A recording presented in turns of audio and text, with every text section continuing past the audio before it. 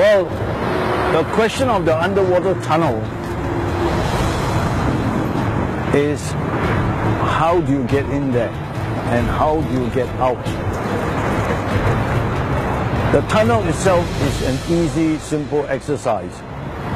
However, the extent of what is required to bring people in and get people out, that is the big question.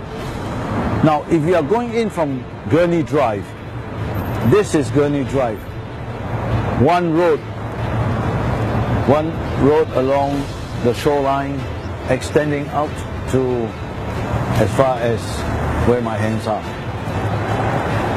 Are we going to say that part of this shorefront, seafront, part of history is going to be converted into queuing up space for cars to start slowly going into the tunnel?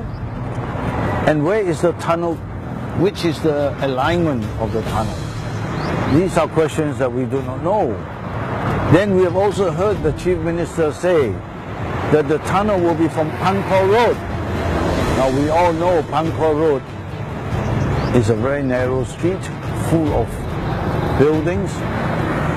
It's very congested because all traffic from Burma Road, Upper Burma Road, Plautikus, and Burma Road from town are forced to go into Pankor Road, and then from Pankor Road they go out to Northern Road and then to Klawai Road. So how are you going to do that? So there are a lot of questions that concerns us as concerned citizens with respect to the environment and the social well-being of the people. I think if we were to take a footprint of any of the tunnels that we know exist in the world, Hong Kong, Sydney, if you look at the amount of traffic converging into the tunnel, you realize that there is a lot of space required. And do we have the space? That's my concern. With regards to the environmental issue, its impact, we don't have to look very far. We only have to look over here. We are now high tide. When the tide is out, this once beautiful white sandy beach all the way there is gone. What you have now there are mud flats. Mud. Now where did this mud come from? This mud came from the reclamation further out there. The mangrove used to be a small little colony over there, but because of migration of mud from below the ground that's been brought over here, the mud has gone over the sand and now mangrove starts to grow. So this has been going on for a number of years. Have the government addressed the environmental impact of this mangrove on this traditional stretch of recreational space?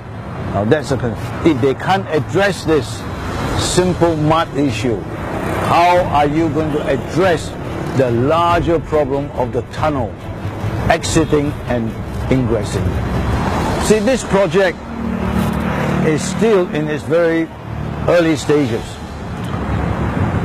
What we hope the authorities will do is to study the overall macro environmental impact before proceeding further. Because unless it is well thought out, and I personally believe that bringing the tunnel through to Gurney Drive is a wrong location through all these high rises that you see here. Is the government trying to tell us that all these buildings will be gone? Because don't forget, if you bring a tunnel through, undersea tunnel, then you have to have a tunnel underneath the sand. Then you are going to go below these buildings that have piles. Penang's livability has always been there. Without the tunnel, Penang will still be a livable city. But I have a faint suspicion that part of this tunnel is within the paradigm of what the government wants to do. They want Penang to be an industrial city. They want to make Penang an intellectual city and Penang a livable city. To be a livable city, you don't need the tunnel.